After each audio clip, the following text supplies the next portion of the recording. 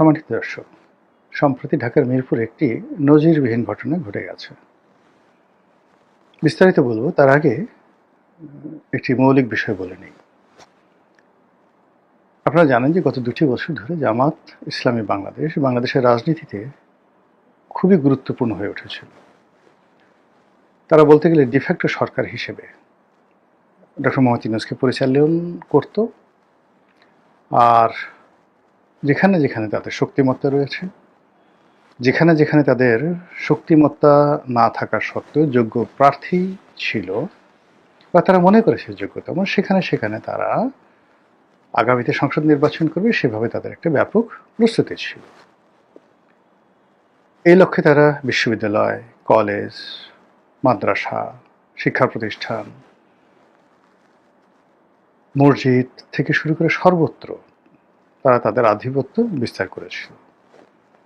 এর বাইরে জামাতের যারা তৃণমূলের সাধারণ নেতাকর্মী, তারা তাদের আবেগকে প্রাধান্য দিয়ে এমন সব অনার সৃষ্টি তৈরি করেছে, সেই অনার সৃষ্টির কারণে চারিদিকে একটা সি রব পড়ে গেছে। আপনারা জানেন যে জামাত তার ধর্মকর্মের যে রীতি, সেই ধর্মকর্মের রীতিতে কতগুলো মৌলিক বিষয় অন্যান্য ইসলাম ধর্মাবলম্বী তাদের সঙ্গে তাদের মতবিরোধ রয়েছে।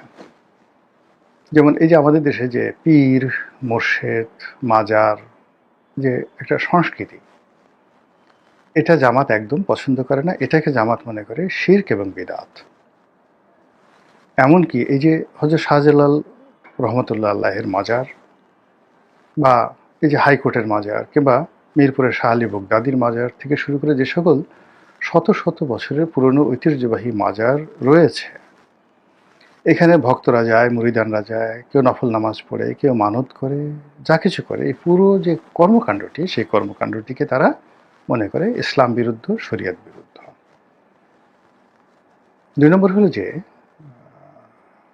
যেগুলো ভণ্ড মাজার রয়েছে, সেই ভণ্ড মাজার বন্ধ করা, ভণ্ড পীরদেরকে শাস্তি দেওয়া, এগুলোকে তারা মনে করে ইবাদতের অংশ, একটা জিহাদে কুল্লিয়া। এবং এগুলোর বিরুদ্ধে জামাতে যারা আলেম ওলামা রয়েছেন, ওয়াজিন রয়েছেন, তারা সেই দশকের পর দশক ধরে, যুগের পর যুগ ধরে বক্তব্য দিয়ে আসছেন। ফলে জামাতের যারা নেতাকর্মী রয়েছেন তৃণমূল পর্যায়ে, তাদের মধ্যে একটা স্বপ্ন যে কোনোদিন যদি আমরা রাষ্ট্র ক্ষমতায় আসি, তাহলে আবু ওহাব নজদি আরবের বুকে যেভাবে সপ্তদশ শতাব্দীতে আন্দোলন করেছিলেন, সফল হয়েছিলেন এবং রাষ্ট্র ক্ষমতা দখল করেছিলেন, ঠিক সেইভাবে তারাও বাংলাদেশে ধর্মের সংস্কার করবে এবং এ সকল অবৈধ মাজার ঠাজার ভেঙে চুরে চুরমার করে দিয়ে সত্যিকার অর্থে ইসলাম তারা পালন করবে। জামাত আরও বিশ্বাস করে বা তারা প্রচার করে যে ইসলামের কিছু হুকুম রয়েছে, আহকাম রয়েছে, যেগুলো আসলে মূল ইসলামের সঙ্গে জড়িত না। যেমন নামাজ, আমরা যে নামাজ যে পড়ি, যেটাকে তারা সালাত বলে, নামাজ ফার্সি শব্দ। তো পুরো নামাজের যে প্রক্রিয়াটি, এটি হলো একটা ইবাদত, একটি মোনাজাত, একটি আরতি। তো সেখানে নামাজ শেষে আবার আলাদা হাত তুলে মোনাজাত করাটা প্রয়োজন নেই, অপ্রয়োজনীয়, বিদআত। এবং তারা বলেন যে এটা আল্লাহ রাসূল নামাজের পরে এই কাজগুলো করেননি কখনো। কাজে যারা নামাজ পড়ে মোনাজাত করেন, তারা তাদের বিরুদ্ধ। এরপরে এই যে বিভিন্ন মাজার জিয়ারত করার জন্য আমরা যাই, এই সফরকেও তারা কিন্তু হারাম বলে।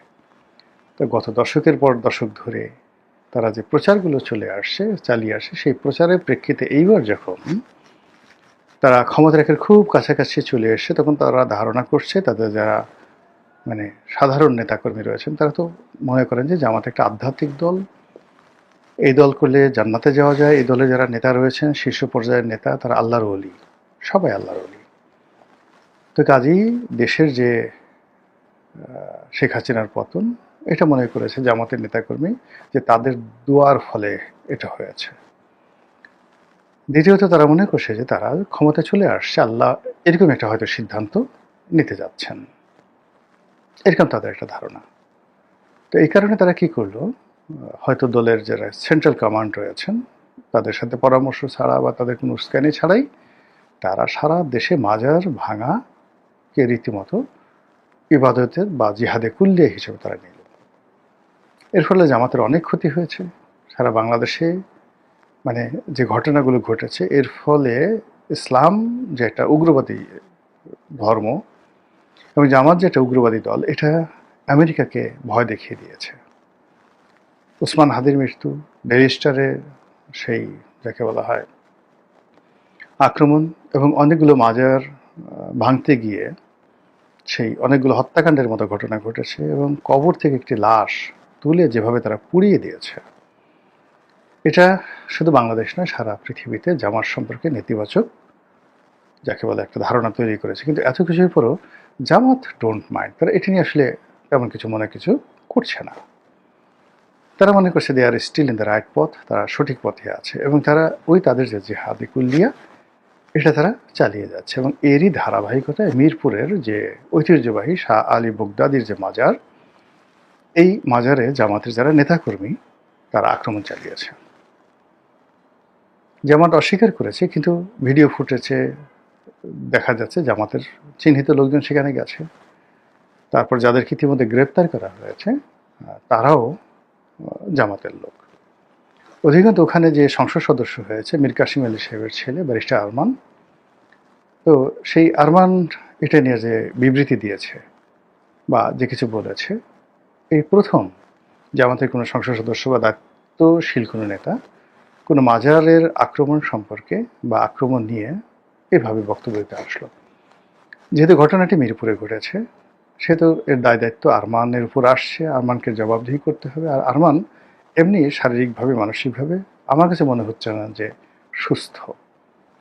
তার আচরণে অনেক অসংলগ্নতা রয়েছে, এমনকি তার ড্রেস কোড, তার কথা। আরমানকে আমি দেখেছি, তার বাবা যখন জেলে ছিলেন আমরা তো একসাথে ছিলাম, মীর কাসিম সাহেবের সাথে একসাথে ছিলাম।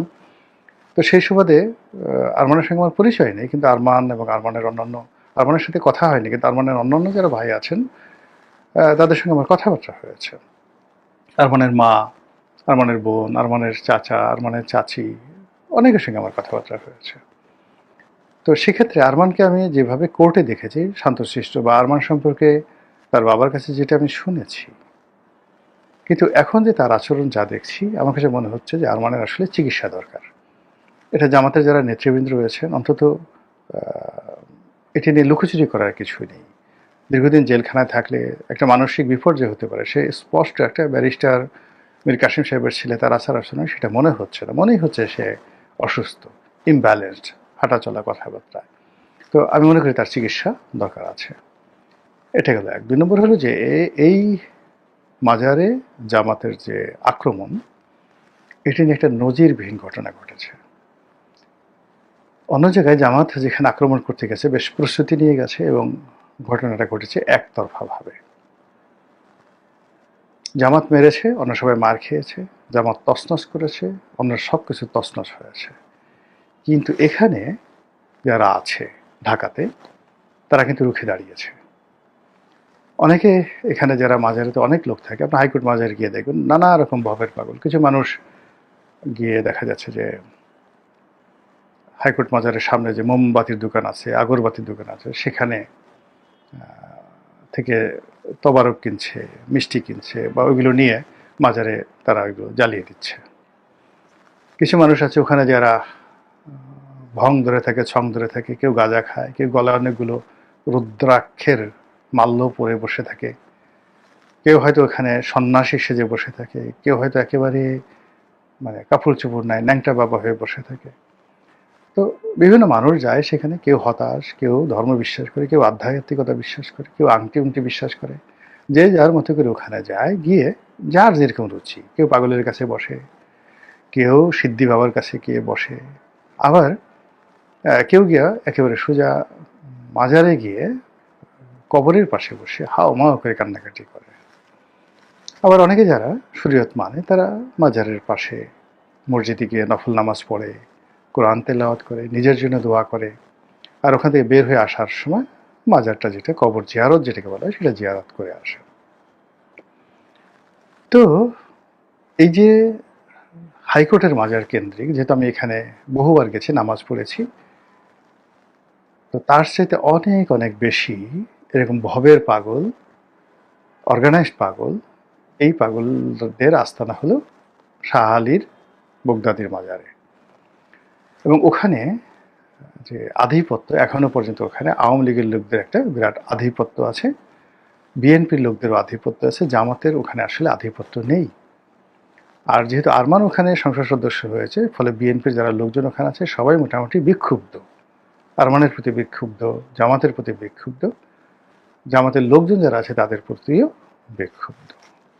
ফলে সাধারণ মানুষ ওখানে জামাতের পাশে দাঁড়ায়নি, অথবা দেখা গেল এরকম একটা ঘটনা যখন ঘটেছে তখন তারা পাগলদেরকে লাড়া দিয়েছে। পাগল তিতা মিটা বুঝে না, সেই কি একটা গান আছে না, এটা যে গান গায়, পাগল রে জিলাপি দিও না, সেই তাহিরি যে জিকির করে, গান গায়, তো ওইরকম।